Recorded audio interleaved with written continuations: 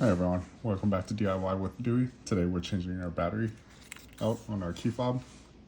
This is 2014 to 2020 Acura MDX. This is a driver one remote, and so the car is showing us that it's low battery power. So we have a replacement battery. This is CR2032, and we need to use a small flathead screwdriver. I have this Pittsburgh one, and it has a whole bunch of little bits in here. We're just gonna grab a thin flathead. Okay, so first thing you do is remove this key. So you slide this down. It pulls out. Okay, and when you look at this, do you see there's a little notch right under this chrome clip?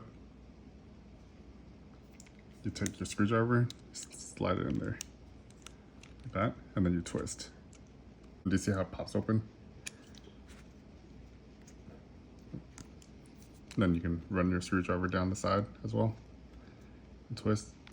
And then now we can just, there you go, pop this open like that. There's our battery, 2032.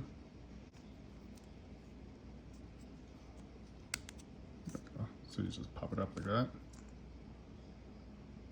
Take our new battery, slide it in the same way you took off the other one, like that. There, clicks in place. All right, that's it. You just take this cover, pops together, both sides, slide the key back in, done.